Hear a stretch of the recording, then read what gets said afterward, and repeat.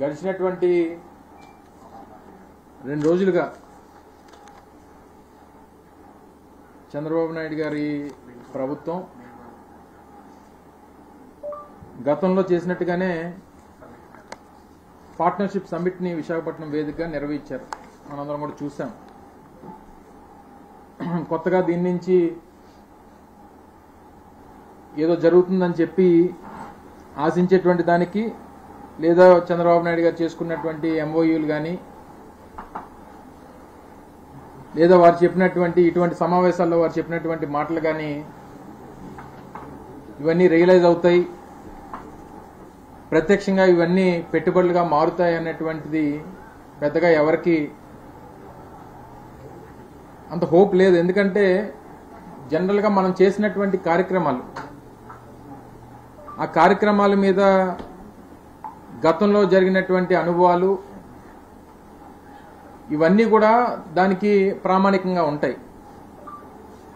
నాకు తెలిసి 2014 నుంచి 19 మధ్యలో 3 పర్యాయాలు 2016, 17, 18 అనుకుంటా సబ్జెక్టు కరెక్షన్, లేదా 15, 16, 17 3-4 సందర్భాల్లో ఈ రకంగానే పార్ట్నర్షిప్ సమ్మిట్స్ ని విశాఖపట్నం వేదిక నిర్వహించారు. ఒక సంవత్సరం ఏమో 6 లక్షల కోట్లు, ఒక సంవత్సరం 4 లక్షల కోట్లు, ఒక సంవత్సరం 9 లక్షల కోట్లు అని చెప్పి మొత్తం మీద 19 లక్షల కోట్ల రూపాయలు పెట్టుబడులను ఆకర్షించాం. 40 లక్షల మందికి ఉద్యోగ అవకాశాలు కల్పిస్తాం అన్నటువంటి మాట నేను చెప్పింది కాదు. చంద్రబాబు నాయుడు గారు గతంలో ముఖ్యమంత్రిగా, 3వ ముఖ్యమంత్రిగా ఈ రాష్ట్రానికి ఉన్నప్పుడు వారు చెప్పినటువంటి మాటలు, అప్పుడు జరిగినటువంటి ఇటువంటి సభలు. తీరా మేము ప్రభుత్వంలోకి వచ్చిన తర్వాత ఆ సమయానికి ఎంత ఇది రియలైజేషన్గా మారింది. సహజంగా 2018లోనే ఇప్పుడు అయ్యింది అనుకోండి, ఓ సంవత్సరంలోనే పెద్దగా రియలైజేషన్ అనేటువంటిది ఉండదు, ప్రాసెస్ పడుతుంటది. ఒక ఇండస్ట్రీ రావాలనంటే దానికి భూములు కేటాయింపు జరగాలి, కావాల్సినటువంటి అప్రూవల్స్ ఇవ్వాలి, ఇవన్నీ ఒక ప్రొసీజర్ ప్రకారం జరుగుతూ ఉంటాయి కాబట్టి సమయం పడుతుంది. అందులో ఏమి పెద్ద కొత్తగా చెప్పాల్సినటువంటి పని లేదు. అయితే మేము ప్రభుత్వంలోకి వచ్చిన తర్వాత చంద్రబాబు నాయుడు గారు 2015, 16, 17లో చేసినటువంటి ఒప్పందాలు ఏ మేరకు రియలైజేషన్ జరిగినాయి, ఎంత మేరకు పెట్టుబడులుగా ఇవి రూపాంతరం చెందాయని చెప్పి చూస్తే మొత్తం మీద 35,000 కోట్ల రూపాయలు. అంటే వారు చెప్పింది 19 లక్షల కోట్ల రూపాయలు, రియలైజ్ అయినటువంటి పెట్టుబడులు ఏమో 36,000 నుంచి 35,000 కోట్ల రూపాయలు. అంటే percentage of MOUs transferred into realization 2%. సరే, ఆ రోజు కూడా చాలా సందర్భాల్లో మాట్లాడినప్పుడు ఆ రోజు కూడా చాలా క్లియర్గా చెప్పడం జరిగింది. ఏదైతే వాస్తవ రూపంలోకి వస్తుందో, పెట్టుబడి కింద మారుతుందో, ఈ రాష్ట్రానికి అది ఉపయోగపడుతుందో, అయితే రెవెన్యూ పరంగా కానీ లేకపోతే ఉద్యోగ అవకాశాల పరంగా కానీ ఇది ఉపయోగపడుతుందో అనేటువంటివి వాస్తవాలు చెప్పండి తప్ప దయచేసి ప్రజలకి ఇటువంటి ప్రచారం చేసి లేనిపోయినటువంటి ఆశలు కల్పించి యువతని ఆశల్లో వాళ్ళని పెట్టి ఇన్ని రకాలుగా మోసం చేయొద్దు అనేటువంటి విషయాన్ని అనేక సందర్భాల్లో చెప్తూ వచ్చాం. అయితే తీరా మేము అధికారంలోకి వచ్చిన తర్వాత 2019లో మేము అధికారంలోకి వచ్చాం. 2020 ఫిబ్రవరి, మార్చి నుంచి కోవిడ్ ఎదుర్కొన్నాం. దాదాపు 2022 జనవరి వరకు వివిధ ఫేజెస్ ఆఫ్ కోవిడ్ని 2020 మార్చి నుంచి ఆగస్టు, జూన్ వరకు, జూలై, ఆగస్టు వరకు ఒక ఫేజ్ ఆఫ్ కోవిడ్ చూసాం. మళ్ళీ ఏప్రిల్ నుంచి సెకండ్ వేవ్ ఆఫ్ కోవిడ్, చాలా మంది ప్రాణాలు తీసినటువంటి పరిస్థితులు చూసాం. మళ్ళీ తిరిగి జనవరి 2022 వరకు 3 ఫేజ్ ఆఫ్ కోవిడ్ని చూసాం. పూర్తిగా ఇంటర్నేషనల్ ట్రావెల్ రెస్ట్రిక్షన్స్, ఒకరినొకరు కలుసుకోవడం అనేటువంటి రెస్ట్రిక్షన్స్, ఇన్ని రెస్ట్రిక్షన్స్ మధ్య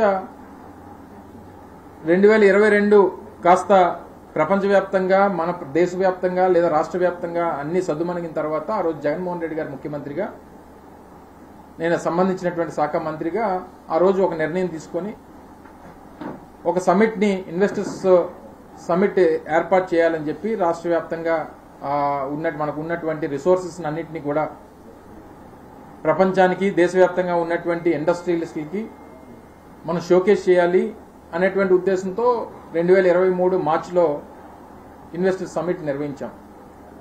ఇన్వెస్టర్స్ సమిట్ నిర్వహించినప్పుడు కూడా చాలా క్లియర్గా జగన్మోహన్ రెడ్డి గారు ఆ రోజు ముఖ్యమంత్రిగా వారు చెప్పింది ఏంటంటే డైరెక్షన్స్ అధికారులకు కానీ మంత్రులుగా మాకు కానీ ఏదైతే వాస్తవిక రూపంలో మనం ఎంఓయూ చేసుకున్న తర్వాత అది పెట్టుబడిగా మారుతుందంటేనే వారితో ఎంఓయూ చేసుకోండి, లేని పక్షంలో మనకి ప్రచార ఆర్భాటాలు ఉండడానికి వీల్లేదు, లక్షల కోట్లని చెప్పి అవి రేపు పొద్దున వాస్తవిక రూపంలోకి రాకపోతే మన మీద ఉన్నటువంటి క్రెడిబిలిటీ పోతుంది అనేటువంటి మాట ఆ రోజు ముఖ్యమంత్రిగా జగన్మోహన్ రెడ్డి గారు చెప్పడం జరిగింది. సో ఇవన్నీ జరిగినటువంటి క్రమంలో తర్వాత 2023 మార్చిలో జరిగినాయి. ప్రతి నెల జగన్మోహన్ రెడ్డి గారు దీని మీద రివ్యూ చేస్తూ ఉండేవారు. ప్రతి 15 రోజులకు ఒకసారి చీఫ్ సెక్రటరీగా ఆ రోజు ఉన్నటువంటి జవహర్ రెడ్డి గారు మిగిలినటువంటి సంబంధించినటువంటి శాఖ అధికారులందరూ కూడా వారు రివ్యూ చేస్తుండేవారు. ఎప్పటికప్పుడు మంత్రులుగా మేము రివ్యూ చేస్తుండేవాళ్ళం. వస్తున్నటువంటి ఎవరైతే ఎంఓయూ చేసుకున్నారో వాళ్ళకి ఏ రిక్వైర్మెంట్స్ ఉన్నాయి, వారికి చేయాల్సినటువంటి ప్రభుత్వం నుంచి అందించాల్సినటువంటి సహకారం ఏంటి, ఇవన్నీ కూడా ఇట్స్ అ కంటిన్యూస్ ప్రాసెస్ చేస్తూ వచ్చాం. 2024లో అధికారం కోల్పోయిన తర్వాత బహుశా వారు అధికారంలోకి వచ్చిన తర్వాత మొట్టమొదటి సమావేశం 2000 గడిచినటువంటి 16-17 మాసాలుగా వారు చెప్తున్నటువంటి పెట్టుబడులన్నీ కూడా టాటాకు సంబంధించి కానీ, మిట్టలకు సంబంధించి కానీ, రెన్యూ పవర్కి సంబంధించి కానీ, గూగుల్కి సంబంధించి అదాని డాటా సెంటర్కి సంబంధించి కానీ, అంటే మీరు కొత్తగా ఏం తీసుకుని వచ్చారు, కొత్తగా ఏం ఇన్వెస్ట్మెంట్స్ని ఇక్కడికి ఆకర్షించారు అనేటువంటి విషయం మీద ఇప్పటికీ కూడా క్లారిటీ ఇవ్వలేకపోతున్నారు. నిన్న మొన్న సభలు జరిగినాయి. చాలా మంది బిజినెస్ లీడర్స్ అందరూ కూడా దేశవ్యాప్తంగా వస్తారు, వచ్చి ఒక మెసేజ్ని రాష్ట్ర ప్రజలకు ఇస్తారని చెప్పి అందరం కూడా ఆశించాం. సహజంగా జరిగేది ఏంటి, నిన్న వారు చంద్రబాబు నాయుడు గారు మాట్లాడుతూ గత 5 సంవత్సరాల్లో 2019-24 మధ్యలో ఇండస్ట్రియలిస్టులు అందరూ కూడా బెదిరిపోయారు, భయపడిపోయారు, విధ్వంసం చూసి ఎవరో రావడం మానేశారు అనేటువంటి మాటలు మాట్లాడినట్టుగా చూశాను నేను. ఎందుకంటే కొంతమంది టీవీ మిత్రులు కూడా కొన్ని ఛానల్స్ని పంపించలేదు, కొంతమందిని అలౌ చేశారు, కొంతమంది అలౌ చేయలేనట్టు నాకు తెలిసి సమాచారం, నాకున్నటువంటి సమాచారం మేరకు. తీరా నేను ఇది చూసిన తర్వాత అంటే బెదిరిపోవడం అంటే ఏ రకంగా బెదిరిపోయారు అనేటువంటి నాకు అర్థం కావట్లా. ఎందుకంటే చంద్రబాబు నాయుడు గారు నిన్న ఓపెనింగ్ సెరమనీ, మొన్న 14వ తారీఖున ఓపెనింగ్ సెరమనీ జరిగింది.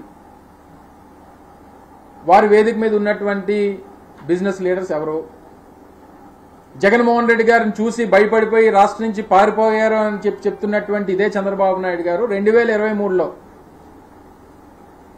ఇదే గ్లోబల్ ఇన్వెస్టర్స్ సమిట్ నిర్వహించినప్పుడు అదే వేదిక మీద ఉన్నటువంటి వ్యాపార దిగ్గజాలు ఎవరు, ఒకసారి ఆ ఫోటో ఈ ఫోటో పక్క పెట్టి చూడండి. ఆ రోజు మేము ఇన్వెస్టర్ సమిట్ నిర్వహించినప్పుడు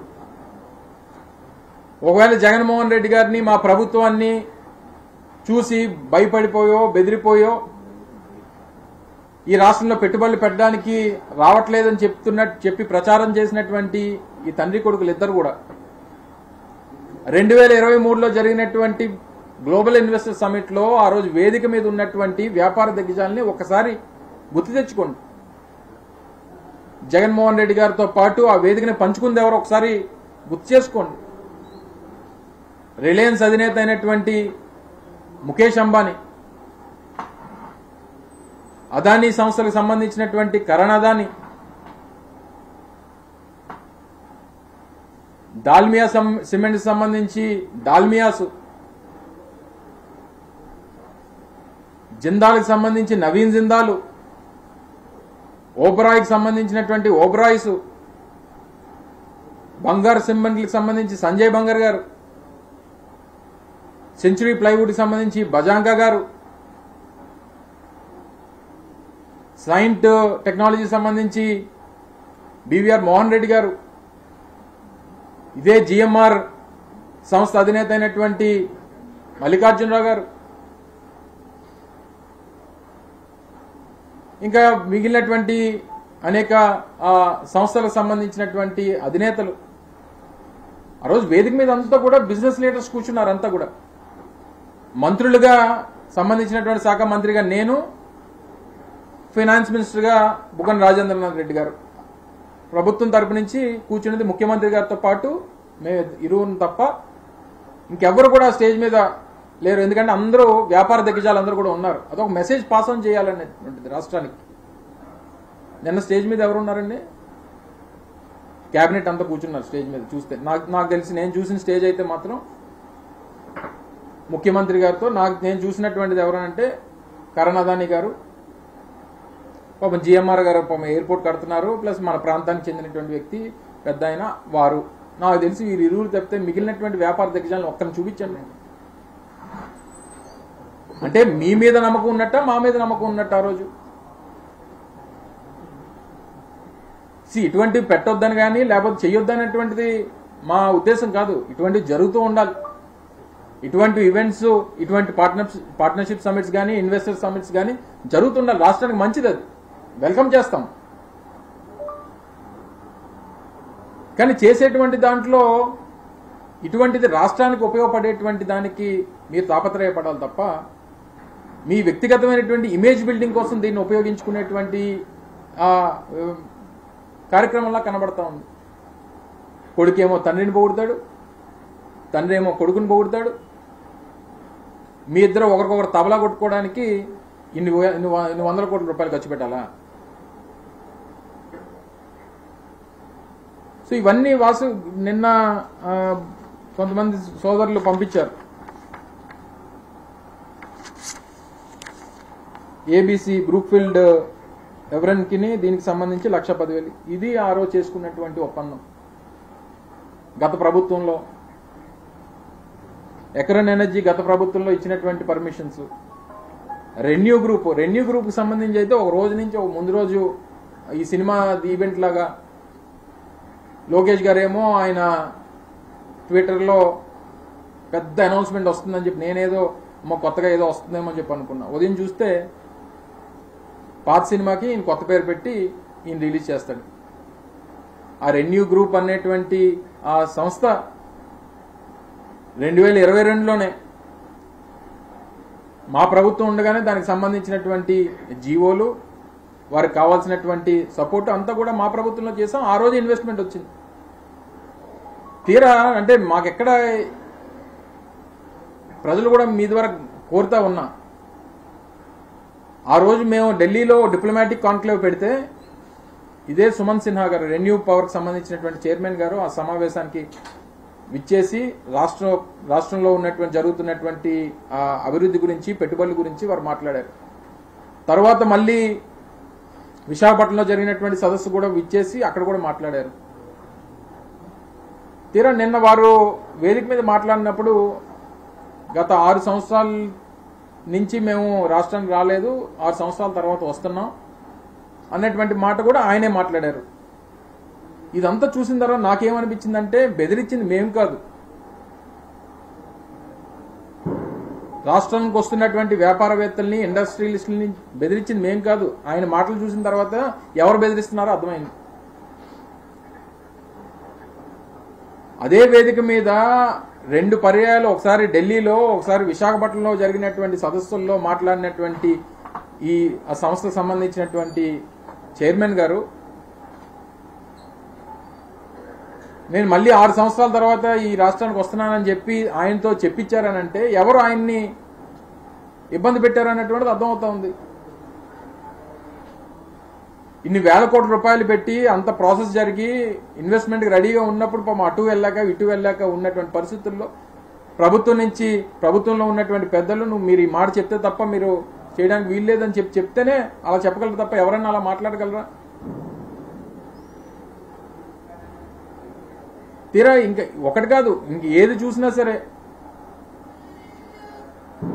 ఇంక ఇంకా లూలు గ్రూప్ని ఆ చైర్మన్ గారిని తీసుకొని వచ్చారు. ఆయన నెల విధ్వంస డీల్కి ఆయన ఏ సమిట్ అయినా ఆయన ఉంటాడు, కానీ ఇప్పటికీ కూడా ఏమీ కట్టడు. ఇక్కడ 2000 మీరు లూలు పేరు ఎప్పటి నుంచి వింటున్నాం మనం? 2015 నుంచో 16 నుంచి వింటున్నాం. విశాఖపట్నంలో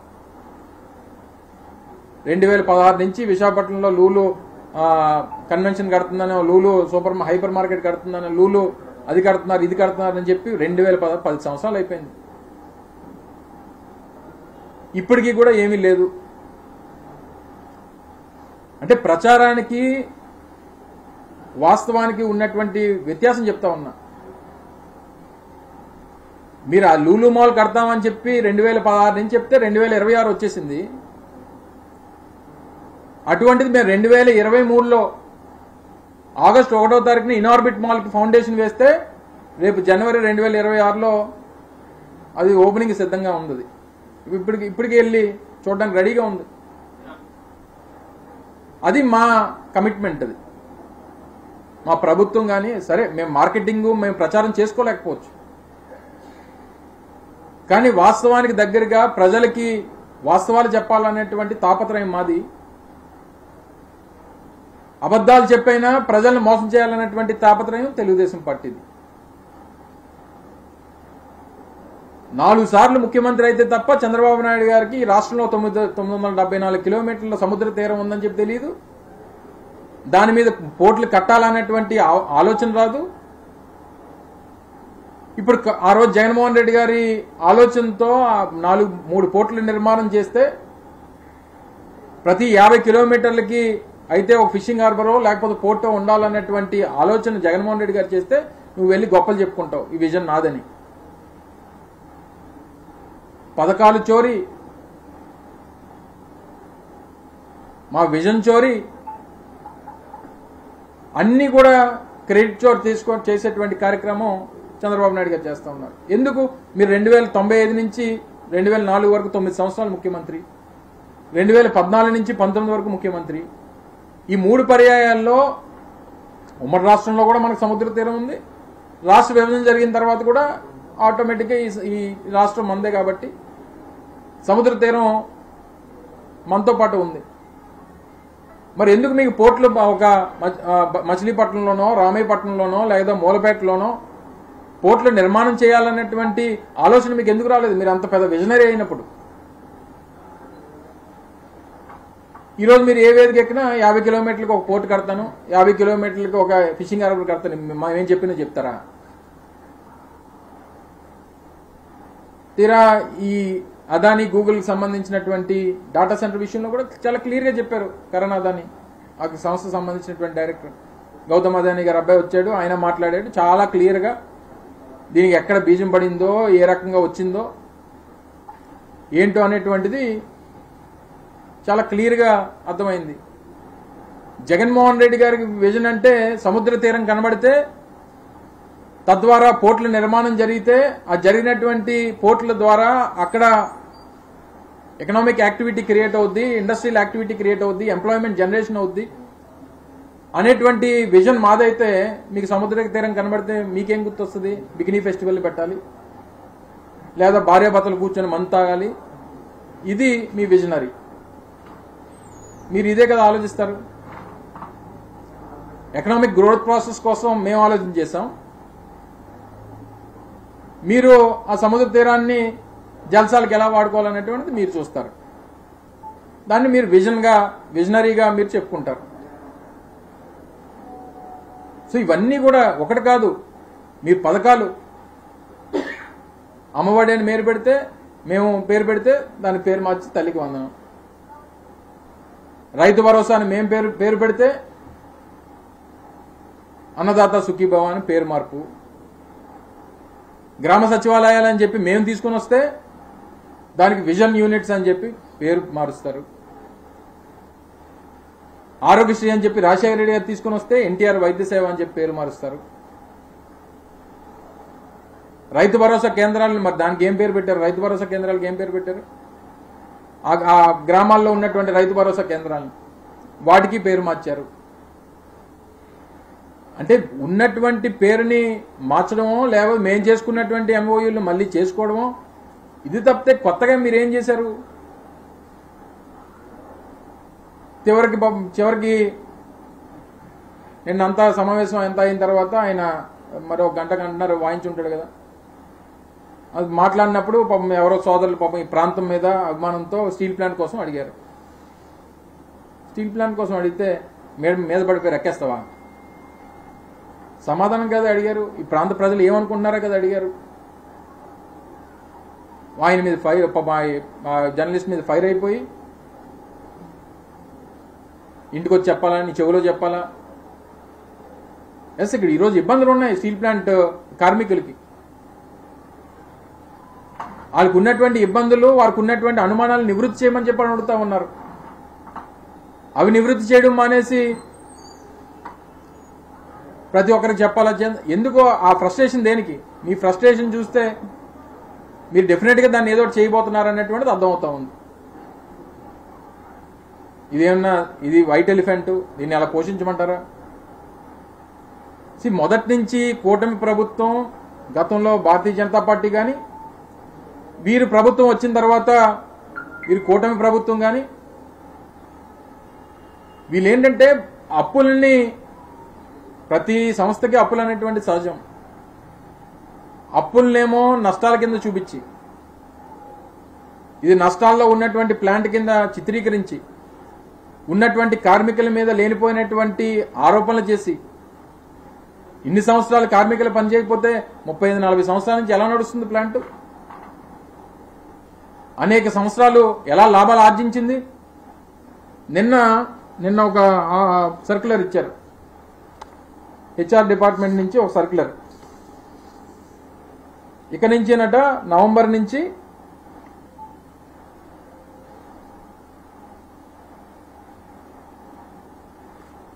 వీళ్ళు చేసినటువంటి పనికి వచ్చినటువంటి ప్రోడక్ట్కి బేస్ చేసుకొని జీతాలు ఇస్తారంట.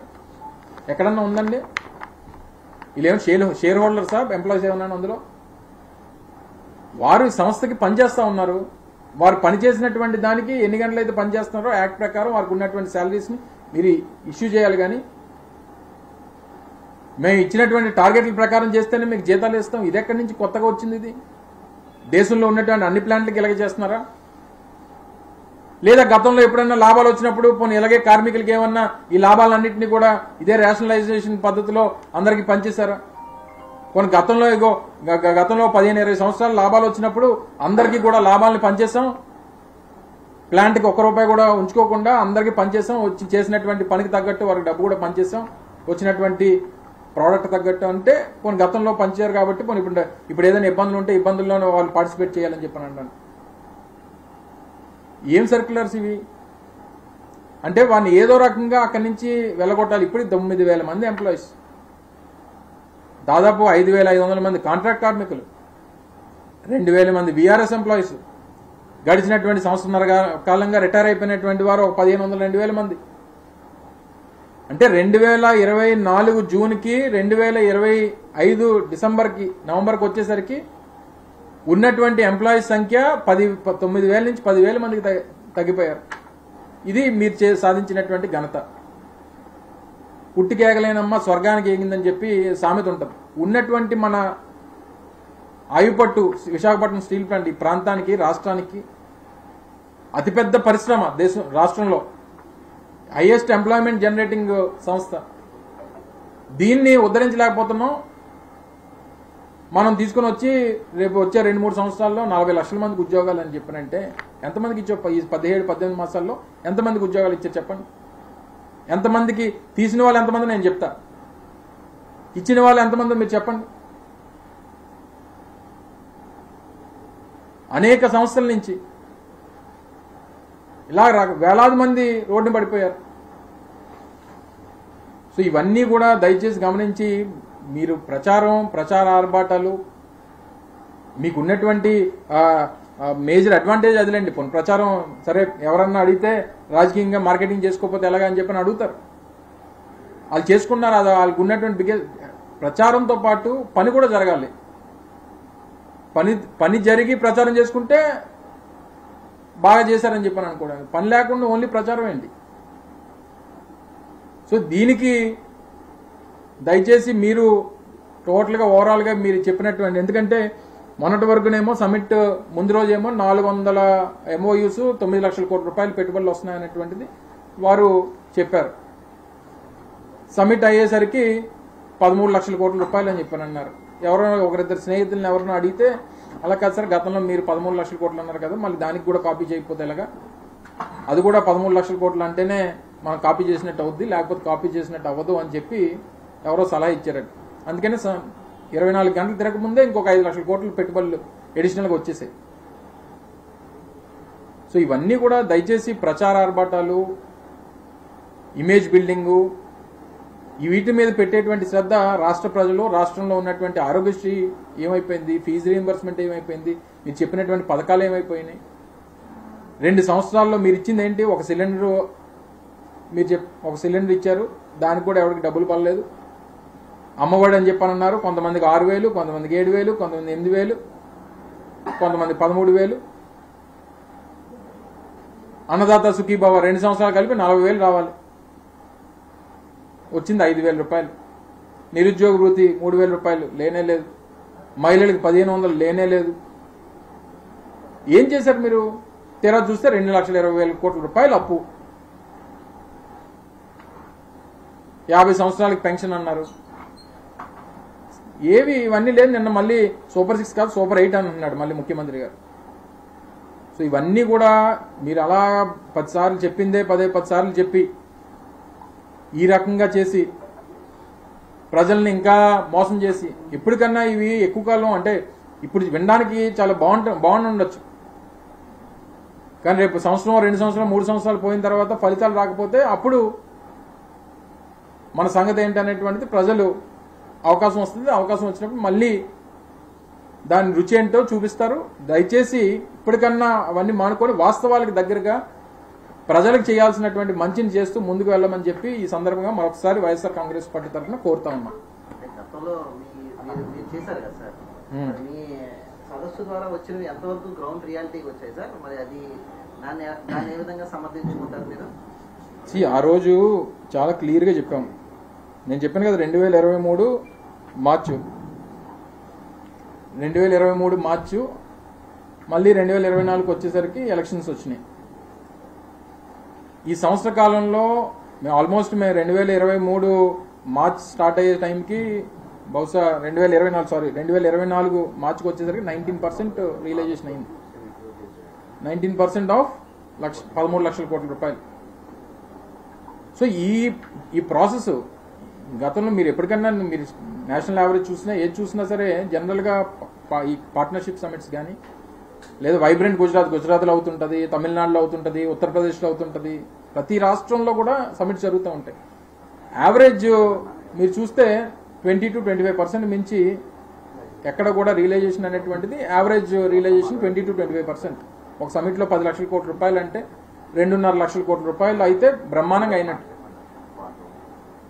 సో మనకి ఆ రోజు మేము చేసినప్పుడు కూడా, గ్లోబల్ ఇన్వెస్టర్స్ సమిట్ పెట్టినప్పుడు కూడా మేజర్ ఇన్వెస్ట్మెంట్స్ అన్నీ కూడా దాదాపు 6-6.5 లక్షల కోట్ల రూపాయలు ఎనర్జీ డిపార్ట్మెంట్లో అయినాయి. ఎందుకంటే మన రాష్ట్రం రెన్యూబుల్ ఎనర్జీకి, సోలారు, విండ్, పంప్డ్ స్టోరేజ్,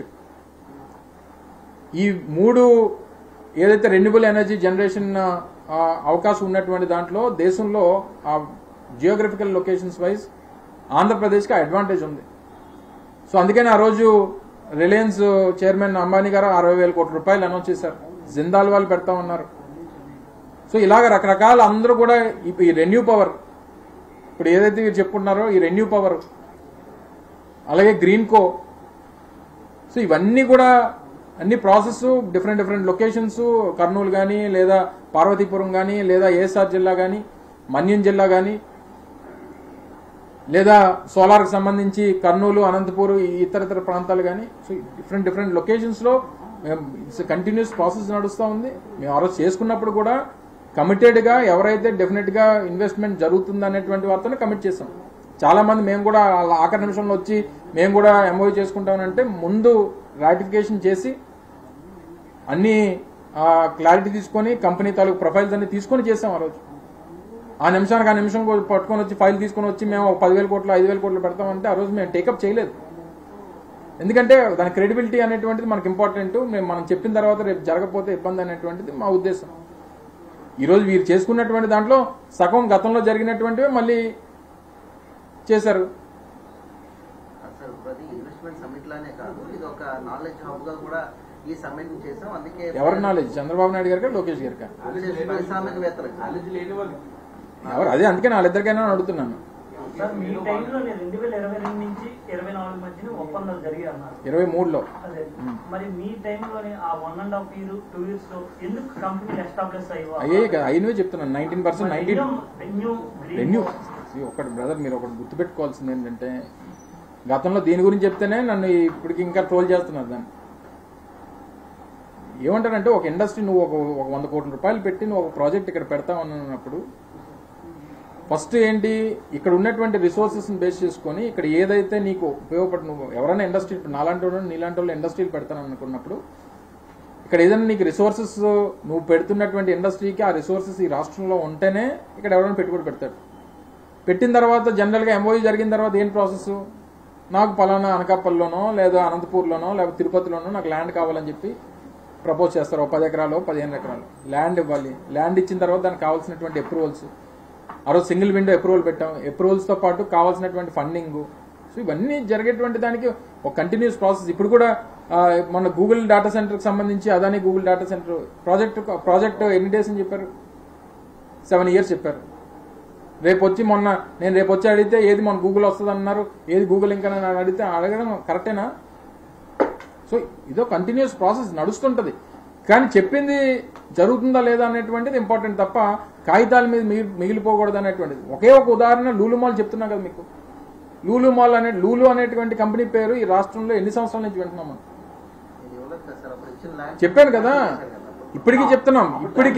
ఇప్పటికీ ఈ రోజు మళ్ళీ చెప్తా ఉన్నా, మీ ద్వారా ప్రజలకు చెప్తా ఉన్నా, మళ్ళీ ఇంకోసారి చెప్తా ఉన్నా, లూలు కంపెనీ అనేటువంటిది సరే మిగిలినటువంటి ఎంఓయూస్ జోలికి నేను వెళ్ళను. సరే అందులో పెద్ద కంపెనీలు అన్నీ ఉన్నాయి, అన్నీ పక్కన పెడితే లూలు అనేటువంటిది డెఫినెట్ గా ఇది చంద్రబాబు నాయుడు గారి తాలూకా జేబు సంస్థ.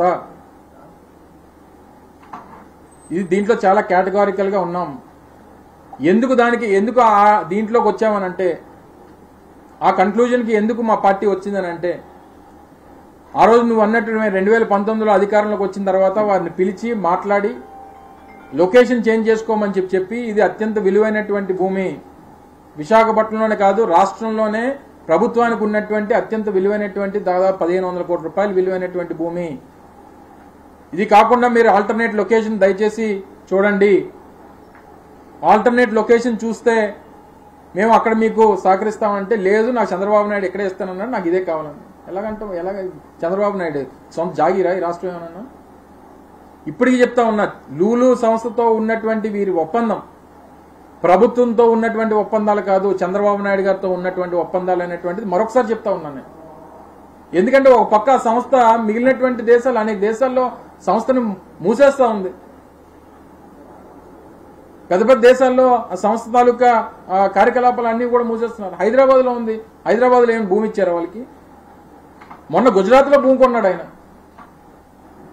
గుజరాత్ లో భూమి కొంటారు, హైదరాబాద్ లో అద్దెకి తీసుకుంటారు, కేరళలో ఆయన సొంత రాష్ట్రం కేరళలో భూమి కొంటాడు. ఒక ఆంధ్రప్రదేశ్ లోనే ఎందుకు ఫ్రీగా ఇస్తున్నారు ఆయనకి?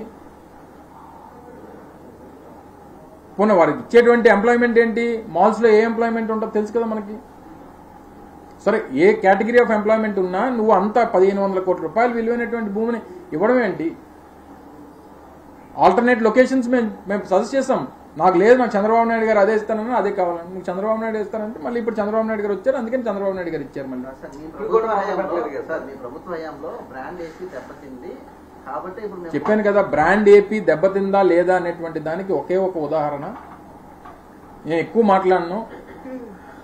ఆ రోజు జగన్మోహన్ రెడ్డి గారితో వేదిక మీద ఉన్నటువంటి ఇండస్ట్రియలిస్టులు ఎవరు, నిన్న చంద్రబాబు నాయుడు గారితో ఉన్నటువంటి వేదిక మీద ఉన్నటువంటి ఇండస్ట్రియలిస్టులు ఎవరు, ఇవి రెండింటిని పక్కన పెట్టి బేరీజ్ వేసుకొని ఎవరి బ్రాండ్ ఏంటో అనేటువంటిది ఒక్కసారి జనం తాలూకా ఆలోచనకే వదిలేస్తా ఉన్నా.